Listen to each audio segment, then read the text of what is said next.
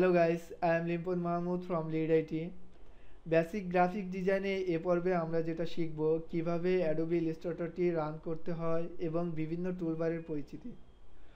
তো প্রথমেই আমরা স্টার্ট মেনু থেকে অ্যাডোবি ইলাস্ট্রেটরটি রান করব।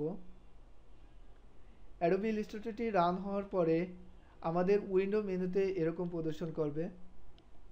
তো উপরে রয়েছে টাইটেল বার, এর নিচে রয়েছে মেনু বার। মেনু বারের মধ্যে রয়েছে file, edit, object type, select, filter, effect, view, window and help. এর নিচে রয়েছে টুলবক্স। এই টুলবক্সের মধ্যে সর্বমোট 56টি টুলবার রয়েছে। আমরা পর্যায়ক্রমে প্রত্যেকটা টুলবারের ইউজ শিখব। এছাড়া আমাদের ডান পাশে রয়েছে প্যালেট। আমাদের কাজের সুবিধার জন্য বিভিন্ন সময় বিভিন্ন প্যালেটের প্রয়োজন হয়।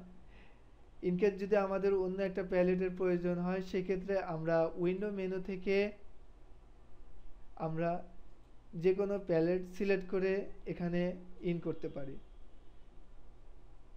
তো কাজ শুরুর আগে আমাদের একটা পেজের প্রয়োজন। তো আমরা ফাইল মেনু থেকে নিউতে প্রেস করব। নিউতে প্রেস করার সাথে সাথে আমাদের এরকম একটা ডায়লগ বক্স আসবে। তো ডায়লগ বক্সের প্রথমেই দেওয়া আছে নেম। তো আমরা আমাদের পছন্দ মতো যে কোনো একটা নেম দেব। এরপর রয়েছে আর্টবোর্ড সেটআপ। আর্টবোর্ড সেটআপের প্রথমেই রয়েছে সাইজ। সাইজের মধ্যে letter, legal, tabloid, A4, A3 বিভিন্ন ধরনের সাইজ রয়েছে। এছাড়া ইনকেস যদি আমার কাস্টমাইজ করে কোনো একটা সাইজ নিতে হয় সেক্ষেত্রে আমরা হাইট এবং উইডথে প্রয়োজন মতো সংখ্যা বসিয়ে নিতে পারবো। এরপরে নিচে আমাদের রয়েছে ইউনিট। ইউনিটের ঘরে বিভিন্ন অপশন রয়েছে, পয়েন্ট, পিকাস, ইঞ্চি, মিলিমিটার, সেন্টিমিটার, পিক্সেল। তো আমরা যেটার সাথে বেশি রিলেটেড আমরা সেই রিলেটেড একটা অপশন এখানে সিলেক্ট করব। তো সিলেক্ট করার পরে রয়েছে আমাদের ওরিয়েন্টেশন।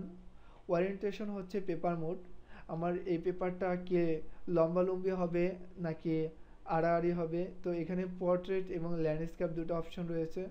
আমরা আমাদের কাজের সুবিধার জন্য যে কোনো মোড সিলেক্ট করব। দেন এরপরে যেটা রয়েছে কালার মোড। কালার মোডের মধ্যে দুটো অপশন রয়েছে, CMYK কালার এবং RGB colour. CMYK, that means C for cyan, M for magenta, Y for yellow and K for black. এবং RGB means R for red, G for green and B for blue. তো CMYK কালারটা কখন use করব এবং RGB কালারটা কখন use করব।